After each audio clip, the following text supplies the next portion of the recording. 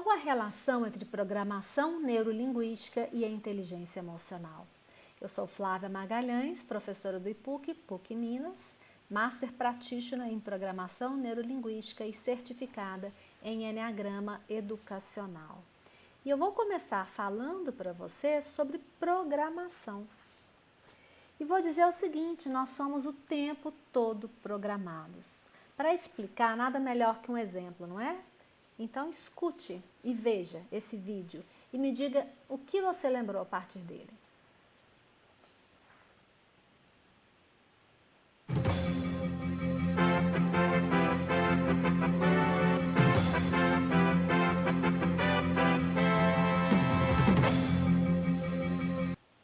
Eu posso quase que garantir que você se lembrou de situações de catástrofe, de desastre, não é isso? Porque, gente, nós somos programados, nós somos submetidos a essa vinheta da Rede Globo, a todas as situações de desgraça, de catástrofe. Então, mesmo que nada de mal tenha ocorrido, só da gente visualizar e ouvir este vídeo, a gente vai ter a sensação de que algo ruim aconteceu. Isso é programação, né? Programação dos nossos sentimentos. Como é que a gente se sente ao visualizar esse vídeo? Quer um outro exemplo? Aqui essa imagem te remete, né? O símbolo do nazismo, do Terceiro Reich. É impossível a gente olhar para essa imagem e não nos remeter ao Holocausto, aos horrores da guerra, a milhões e milhões de judeus mortos, inclusive crianças e mulheres. Mas essa imagem é muito semelhante a essa outra, que é conhecida entre os budistas, a suástica, e que é uma imagem que simboliza felicidade, salvação, harmonia, paz, felicidade, bem-estar. E por que esses sentimentos elevados, né, eles não tomam conta da gente quando a gente vê essa imagem? Porque a gente foi programado a ver essa imagem, ou aquela que é o símbolo do nazismo, que é bem semelhante a essa, e ter essa sensação ruim de indignação, de tristeza, de revolta. Olha esse outro exemplo.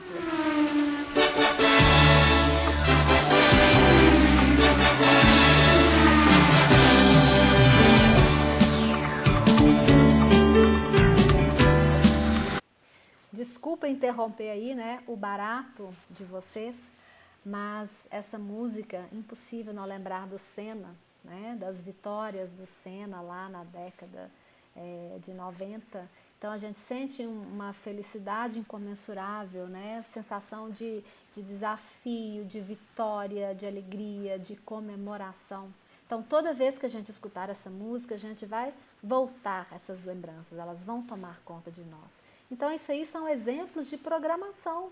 Observem que existem sentidos associados a essas lembranças, a esses pensamentos, né? Então, eu dei exemplos aqui de vídeo, de imagem, de áudio, mas também existem outros sentidos, por exemplo, a sinestesia, né? Um bebê que é alimentado pela mãe, ele sente o perfume da mãe, e ele associa aquele perfume à sensação boa de estar sendo alimentado, de estar sendo cuidado.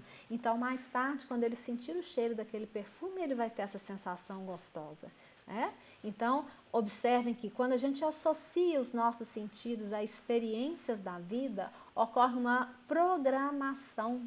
E daí, então, vem o termo programação neurolinguística, que essa imagem aqui vai tentar explicar de forma bem simplificada, né? O que a PNL diz que é o modelo de percepção da realidade, de como que a gente percebe e reage a essa realidade através da nossa comunicação conosco mesmos e com o mundo. Então, a gente tem do lado esquerdo, né? Como que a realidade é captada, ela é percebida por nós, através dos nossos 5 sentidos, certo? Então, daí a gente tira todas as nossas percepções, né, das experiências a que somos submetidos, e essas experiências são codificadas e formam uma representação interna de mundo que é individual de cada ser humano e que a PNL chama de mapa. Então, o que acontece de fato é o território, e a forma como nós representamos essa experiência é o nosso mapa, o nosso guia, tá? E essa representação interna de mundo, ela sofre a influência de filtros. Que filtros são esses? os nossos registros, as nossas memórias de experiências passadas, né? As nossas crenças, que é aquilo em que a gente acredita sobre nós, sobre os outros, sobre o mundo, decisões passadas que a gente tenha tomado e que produziu resultados positivos ou negativos, e ainda filtros relacionados à nossa linguagem, à nossa ordenação dos pensamentos e dos sentimentos para fazer essa representação interna de realidade. Então, um exemplo aqui de generalização. Uma pessoa que é atraída por um sócio, ela pode generalizar e aquilo se tornar uma crença de que nenhuma sociedade é saudável, que todo sócio vai passar o outro para trás. Com certeza isso aí vai ter impacto em decisões futuras que ela venha a tomar, tá? Então, a gente reage, né? A gente se comunica, reage, não é a realidade em si que tenha nos acontecido, mas a gente reage à nossa representação daquela experiência que nos aconteceu, tá? Então, é por isso que a PNL diz mapa é mapa, e mapa não é território. Por isso que pessoas submetidas à mesma experiência sentem diferente, pensam diferente e reagem de forma diferente, obviamente. Então é isso, as nossas crenças, os nossos valores, né, que são os nossos valores governantes, é aquilo que governa mesmo os nossos comportamentos. Então, exemplos de valores: família, trabalho, respeito, solidariedade. Então, eles modulam os nossos pensamentos, né, de forma que a gente seja congruente com os valores que a gente tem. Também as nossas memórias. Então, tudo isso em conjunto são filtros que fazem com que a gente codifique e registre uma mesma experiência de formas diferentes. E a gente reage a essa representação da experiência e não a experiência em si. Então, a programação neurolinguística, também conhecida pela sigla PNL, é um conjunto de técnicas, né, que visam o autoconhecimento, a transformação pessoal e que se baseia no estudo de como que o cérebro funciona e como que ocorrem esses processos neurológicos internos de forma a produzir uma determinada representação da realidade. Então, quando eu falo a programação neurolinguística, de onde surgiu o termo programação? É que os nossos registros, as nossas memórias, sentimentos, comportamentos são programas, tá? Então, alguém que se acha, por exemplo, ansioso, isso é um comportamento. Ela foi, por exemplo, programada para ficar ansiosa quando vai fazer uma prova, né? Porque possivelmente em algum momento ela teve uma experiência no passado em que ela ficou nervosa e toda vez que ela tinha que fazer uma prova, ela reforçava aquelas sinapses associando prova com nervosismo, com fracasso. Então é isso aí, a programação fala justamente dos exemplos que a gente viu antes, exemplos de programação. Neuro vem de quê? Dos nossos 5 sentidos que enviam impulsos neurológicos ao cérebro e que são filtrados, então, para formar a nossa percepção de mundo. E a linguística é o uso da nossa linguagem, verbal ou não verbal, que a gente usa para ordenar esses pensamentos, esses sentimentos, para formar a nossa percepção interna de mundo, ou seja, o nosso mapa. Tá? Então, a programação neurolinguística é um conjunto de técnicas que, conhecendo os processos que o cérebro utiliza para formar essa representação interna, a gente consiga atuar, né? E fazendo, então, uma reprogramação. Um pouquinho aí de história, a PNL surgiu na década de 70, na Califórnia. Os co-criadores foram Richard Bandler e John Grinder. Então, o Bandler era um aluno de matemática que tinha um grande interesse por computação e, sob influência de um amigo que conhecia vários terapeutas de grande sucesso na época, né, terapeutas inovadores, ele começou a se interessar por psicologia e foi estudar psicologia também.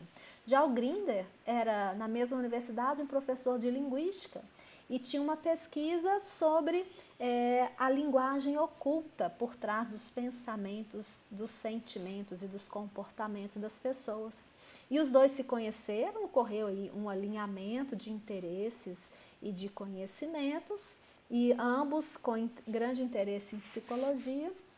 Então, eles passaram a modelar esses terapeutas inovadores de sucesso à época, né? O que é modelar? É tentar desvendar essa representação, esse mapa de mundo. Como é que esses terapeutas falavam, como que eles se expressavam verbalmente e não verbalmente, e mais do que isso, quais eram os pressupostos, as crenças, os padrões, né, que eles utilizavam em comum que levavam aqueles resultados de sucesso. Então, daí surgiu a PNL. Né? Eles descobriram esses padrões e viram que eles podiam replicar isso nos próprios pacientes e ter grandes resultados. Tá?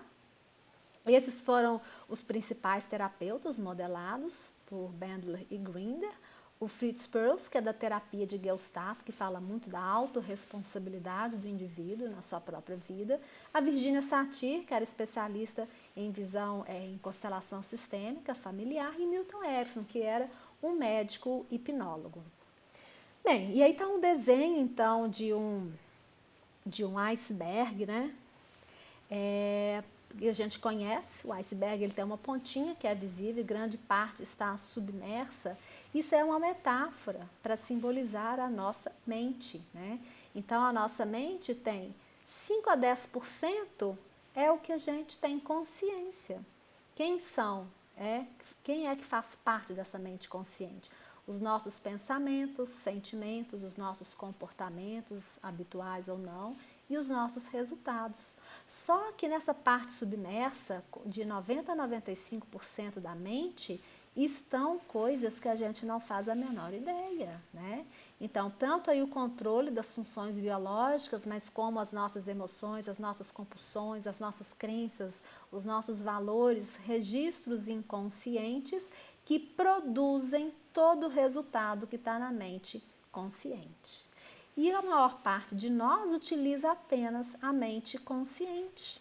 Ou seja, a gente tem um potencial enorme inutilizado. Era como, gente, se nós fôssemos para a guerra com 5 soldados e deixássemos 95 para trás. É isso que a gente faz, né? Então, Carl Jung disse que até você se tornar consciente, o seu inconsciente irá dirigir a sua vida e você vai chamá-lo de destino. Ou seja, toda essa parte da mente submersa lá do iceberg é que determina todos os seus comportamentos, seus resultados. E você vai achar que é destino, que não havia outra forma de fazer e de reagir. E vai falar que é o seu destino. Bem, então agora vamos fazer uma reflexão. Eu vou pedir para que você feche os olhos e faça a você essas 3 perguntas. Quais padrões de pensamento venho alimentando em minha vida? Esses padrões de pensamento, eles te limitam ou eles te impulsionam? Qual é a qualidade desses pensamentos? Você acredita que você é capaz, que você vence desafios, que você é flexível, que você é amoroso ou não? Você acha que a vida é muito chata, né? Que o trabalho é horrível, que o professor não te entende, que a mulher não te entende e que você é vítima da situação? Quais comportamentos eu repito sem perceber? Por exemplo, a procrastinação é um comportamento. Você tem esse comportamento? Procrastinação? A inflexibilidade? A ansiedade? A arrogância? A prepotência? A vaidade? Né? Reagir com ira, com agressividade.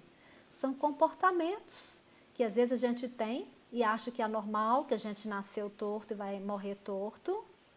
E vem repetindo, e aquilo produzem resultados em nossa vida. Por último, será que minha vida está no piloto automático? Será que a gente está deixando somente essa mente consciente direcionar toda a nossa vida? Deixando 95% submerso, onde a gente não tem o menor controle? Então, eu vou te explicar aqui como é que o nosso cérebro funciona. O nosso cérebro é um órgão de sobrevivência. Então, sinto muito te dizer, mas o seu cérebro, não quer que você ganhe dinheiro, que você tenha sucesso, que você seja feliz, que você seja amoroso, nada disso.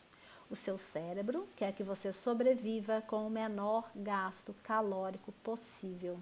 É isso aí, tá? Então é por isso que a gente precisa tomar o controle, fazer com que ele trabalhe a nosso favor. Então vou fazer aqui uma brincadeira bem interessante para você entender como é que o cérebro funciona. Aí eu posso explicar a partir de um exemplo. A brincadeira vai ser o seguinte. Você vai ficar repetindo, pode ser em voz alta, pensando, a palavra branco. E vai ficar então, branco, branco, branco, branco, branco, branco. Pode até fechar os olhos para você se concentrar na palavra branco. Em determinado momento eu vou fazer uma pergunta e quando eu fizer você para de pensar em branco e responde imediatamente a pergunta que eu fizer, combinado? Então vamos lá. Branco, branco, branco, branco, branco, branco. O que a vaca bebe? Bem, se você respondeu leite, também sinto te informar que a vaca bebe água, tá? O que aconteceu? Bem, quando você estava repetindo branco, branco, branco, branco, o seu cérebro traz imagens de coisas que são brancas. Então é isso, os nossos pensamentos fazem com que o cérebro reforce sinapses que têm a ver com branco. Então vem na sua cabeça algodão, nuvem, folha de papel e porventura até o leite.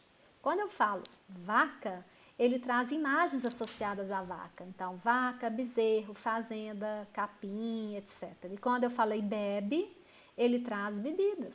Então, vem lá água, vem, sei lá, refrigerante e vem leite. E quando eu faço a pergunta, o seu cérebro, como ele quer que você sobreviva, ele tem que dar uma resposta rápida, visando a sua sobrevivência, faz a interseção entre os 3 campos de associação e responde leite. Quem respondeu água, gente, não tem outra. Com certeza é porque já teve muitas vivências em fazenda, né, na infância ou em qualquer momento, e já viu que vaca bebe água, tá? Então já tem essas imagens formadas, sinapses fortes relacionando vaca à água. E outra coisa interessante é que vocês viram que o nosso cérebro traz à tona imagens à medida que a gente está pensando, né? Então, a gente diz que o cérebro é orientado à linguagem positiva. Linguagem positiva não quer dizer pensamento positivo que vai dar certo, não é isso. Então, vou te explicar aqui também um processo neurológico que você pode utilizar já para alcançar resultados diferentes, que é o seguinte. Se você fala, não quero ficar ansioso na prova, a palavra não, ela não traz nenhuma imagem, não é associada a nenhum tipo de imagem. Então, o seu cérebro deleta a palavra não, tá? E vai ficar só o quê? Nervoso na prova, ansioso na prova. Então, quais são as imagens que virão na sua cabeça? Imagens de você na prova, extremamente nervoso, ansioso e possivelmente tirando uma nota baixa. E quando você pensa, você lembra dessas situações, você está reforçando as sinapses que associam prova com ansiedade, com nervosismo, com fracasso. Então, dizer que o cérebro é orientado à linguagem positiva é focar no resultado, na solução que você quer e não no problema. Então, se você não quer ficar ansioso, na verdade, você tem que pensar, eu quero ficar calmo. E visualizar imagens de você calmo. E às vezes isso é difícil porque a gente não tem experiências passadas em que tenhamos ficado calmo. Então, a gente não tem o que lembrar. Mas uma boa notícia é que o seu cérebro não distingue lembranças de imagens que você constrói, tá? Então, você pode pensar, por exemplo, você pode modelar alguém que fica extremamente calmo e conversar com ela e dizer, fulano, como é que você fica na hora da prova? Me fala, o que você pensa, o que você sente? E aí você treina a ter esses pensamentos e esses sentimentos que essa pessoa te relatar. E você vai fazer isso um treino, vários dias, várias vezes ao dia, e com isso você está reforçando sinapses associando prova à tranquilidade, ao sucesso, ok? E aí você tem que pensar, a PNL chama isso de eliciação de objetivo. Então, para você pensar, você tem que imaginar em detalhes. Como é que você vai saber que você está calmo na hora da prova? Como é que você quer se sentir? Como é que você quer estar sentado? Como é que estão os seus músculos relaxados? Como é que vai estar a sua respiração mais tranquila? Como é que vai estar aí o resgate dessas informações que você estudou e armazenou lá na sua memória de longo prazo? Como é que você quer estar lembrando dos conteúdos, associando, fazendo conexões entre os conceitos? Como é que você quer estar seguro? Então, é imaginar no detalhe como que você quer se sentir fazendo a prova, tá? E pensar nisso várias vezes e reforçar essas sinapses de forma que quando vier prova, ela agora já vai estar associada a sensações e pensamentos que te ajudem a conseguir os seus resultados, que sejam impulsionadores de resultados positivos. Então é isso, a nossa mente tem um potencial incrível, é como se fosse uma Ferrari que corre a 340 km por hora, que acelera de 0 a 100 km por hora em 2,9 segundos. Só que na maior parte das vezes os nossos pensamentos atuam como se fosse um freio de mão puxado. Então é a nossa Ferrari andando de primeira marcha com freio de mão puxado, ou seja, é a gente utilizando apenas 5% da mente e deixando o resto dos 95% da capacidade de recursos disponíveis sem utilização. Então, eu te digo que aquilo em que você acredita ou vem acreditando não são os fatos reais. E essas crenças podem ser reprogramadas. Existem técnicas da PNL para isso, tá? E se você então tiver um novo mindset, que aí significa um novo mapa, uma nova representação da realidade, novas associações, você vai ter resultados novos. E o que a gente pode reprogramar? Então, reprogramar significa mudar a nossa representação interna da realidade, né? Como nós temos esses programas, a gente tem vírus nesses programas, né? Que são, por exemplo, crenças que nos desmotivam, nos descredenciam para determinada atividade. A gente pode reprogramar, então, sentimentos, porque deixa eu explicar uma coisa. O nosso cérebro é um cérebro trino. A gente tem como se fossem 3 cérebros interligados que se influenciam mutuamente. E quando a gente modifica um deles, a gente tem impacto nos outros 2, tá? É o cérebro reptiliano, que são os nossos instintos de sobrevivência, né? O cérebro emocional, que é o sistema límbico, e o cérebro racional, que é o neocórtex. Então, quando alguma experiência nos acontece, né, é possível que sejam despertadas emoções. Quais são as emoções básicas? Alegria, tristeza, medo, raiva, surpresa e o nojo, tá? Ou desprezo, né? E essas emoções, gente, elas acontecem aí durante alguns segundos. Então, se você tem uma experiência desagradável, por exemplo, alguém te fechou no trânsito, dá uma raiva súbita, tá? Que aquilo ali dura alguns segundos. Tipo assim, a emoção mesmo dura aí uns 20 segundos. E pode até funcionar como se fosse um sistema de alarme para o sistema reptiliano, né, para você ficar pronto para o ataque. Então, pessoas com baixo nível de consciência, se receberem uma fechada no trânsito, vão ficar enfurecidas, vão abrir o vidro, vão xingar, vão bater pega e disputar espaço com aquela pessoa, né?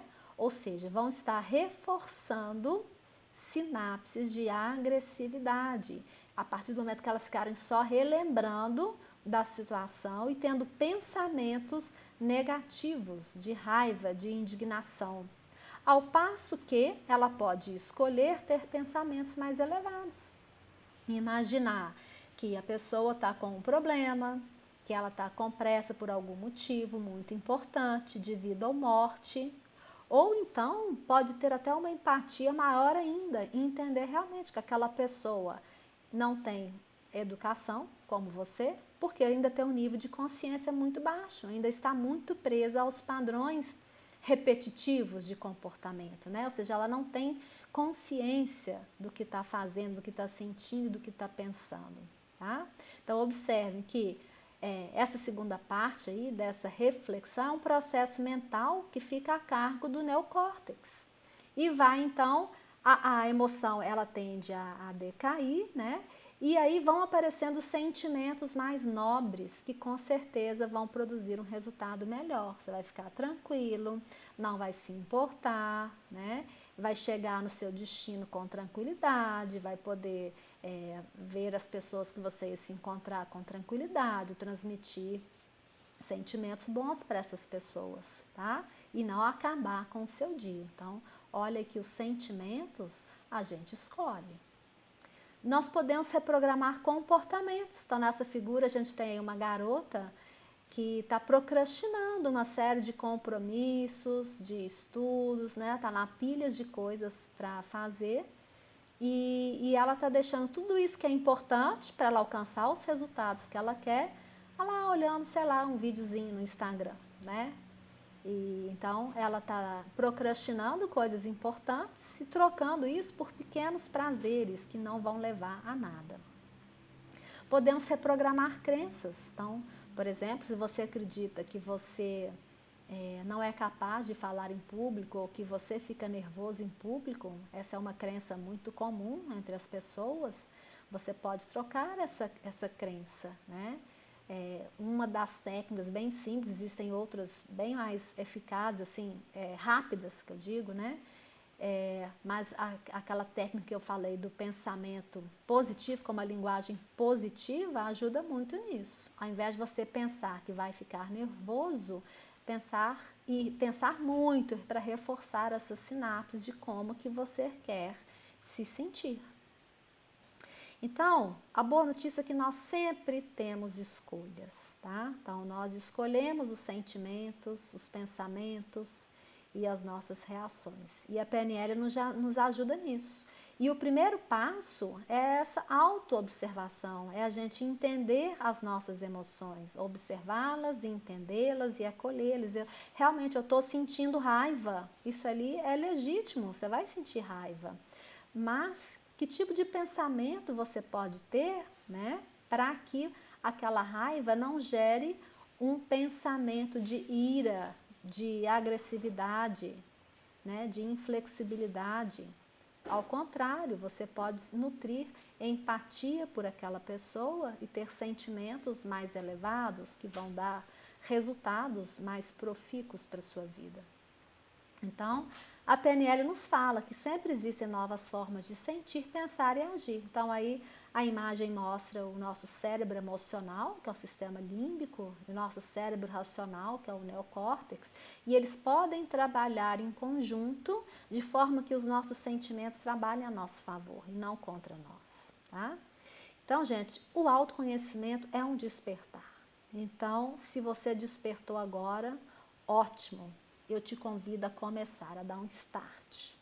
Se você não despertou ainda, é porque não chegou o momento também. Então, não se cobre, né? Uma hora vai chegar essa vontade, o mundo todo está levando para isso. Então, as atividades profissionais hoje em dia estão exigindo capacidades relacionadas à inteligência emocional. Então, não basta você ter todo o conhecimento teórico e as habilidades técnicas e conhecer tudo sobre a sua prática profissional, se você é uma pessoa que tem sentimentos negativos, né? Que não sabe motivar, que é inflexível, que não tem empatia pelos outros, essa pessoa não vai ter lugar no mercado de trabalho. Então, cada vez mais são exigidas habilidades de flexibilidade, de controle emocional, de capacidade de liderança, de segurança, de resiliência. Tudo isso aí pode ser treinado e treinado e treinado até que vire um hábito, tá? Então, uma coisa interessante, foi a Virginia Satir até que desenvolveu esse modelo, é como é que a gente aprende, né? Então, existem algumas etapas. Então, eu vou fazer a metáfora aí quando a gente aprende a dirigir, tá? A primeira fase é a incompetência inconsciente. Então, por exemplo, um bebê ou uma criança pequena não sabe dirigir e nem sabe que não sabe, ele não está desperto para aquilo. Então, você é incompetente e você é inconsciente da sua incompetência. Num determinado momento, ele desperta, eu quero aprender a dirigir. Então, ele passa para uma próxima etapa, que é a incompetência consciente. Ele sabe que não sabe dirigir, né? Qual é o próximo passo? Vai entrar na escola, ter as primeiras aulas, alguém vai dizer que ele tem que... Hoje em dia até já mudou com carro automático, mas acho que na autoescola ainda é carro manual, né? Então, tem que pisar na embreagem, colocar a segunda, acelerar, vai soltando a embreagem, ou seja, tem todo aquele procedimento que ele aprende. E a princípio, como é que ele vai aprendendo? Ele consegue dirigir já desde a primeira aula, mas ele tem que estar o tempo inteiro pensando no que fazer. Eu tenho que apertar a embreagem, eu tenho que engatar a primeira marcha, né? Que etapa é essa? É a competência, mas é consciente. Você tem que estar pensando sobre os procedimentos para conseguir desenvolver aquilo. E a próxima etapa é a competência inconsciente. É quando você já dirige com maestria e não precisa pensar, né, que vai pisar na embreagem, que vai engatar a marcha, que vai mudar de marcha, ou seja, já virou um processo inconsciente, que é quando você é especialista, tem maestria. E assim são hábitos que a gente quer conquistar. Então, a princípio, eles estão lá na nossa mente inconsciente, a gente nem sabe que tem aquele padrão, né, de pensamento, de comportamento, de sentimento. Aí a gente começa a se observar, então, sente a necessidade de mudar, e aí a gente começa a mudar de forma consciente. Por exemplo, hoje eu vou fazer tarefa tal e tal e tal, ao invés de procrastinar. E aquilo, a princípio, é árduo, é difícil, você tem que estar o tempo inteiro se policiando, tendo um plano de ação e seguir exatamente aquele procedimento para que dê certo. Mas à medida que você treina, aquilo entra no sangue. Você já deixou de ser um procrastinador, você já é uma pessoa que faz as atividades que tem que ser feita de forma mais rápida, mais eficiente e já é com maestria e de forma inconsciente, tá? Então, isso é muito legal, né? E eu termino então essa apresentação com essa imagem, um homem diante do mundo, né? E eu quero passar para vocês a seguinte mensagem: o seu mundo muda quando você muda. Então, se você é do tipo que reclama do seu parceiro ou parceira, reclama do chefe, reclama do professor, reclama do aluno, saiba que só você pode mudar a sua realidade, tá? E é a partir de quê? Da reprogramação, da percepção que você tem dessa realidade. E tendo outros sentimentos, outros pensamentos e então outros comportamentos, tudo ao seu redor vai mudando, tudo, absolutamente tudo, tá? Então fica o convite, né? Espero que tenha sido um despertar para quem nunca tenha pensado nisso. E fica o convite para quem quiser prosseguir. Eu estou desenvolvendo um projeto junto à diretoria do IPUC, através do programa de iniciação científica voluntário. Vocês devem ter recebido um questionário, né, enviado por e-mail pela diretoria, e é um questionário que vai avaliar essas características, né, relacionadas à inteligência emocional e vai te dar um diagnóstico prévio, é um retrato ali do dia que você responder, tá? Mas que vai dar um panorama e vai te mostrar características em que você ainda tem um grande potencial para desenvolver. E a ideia é a gente trabalhar com esses alunos que quiserem prosseguir aí nessa caminhada do autodesenvolvimento. Então fica o convite para vocês participarem, respondendo um questionário e depois nesse prosseguimento aí conosco, tá bom?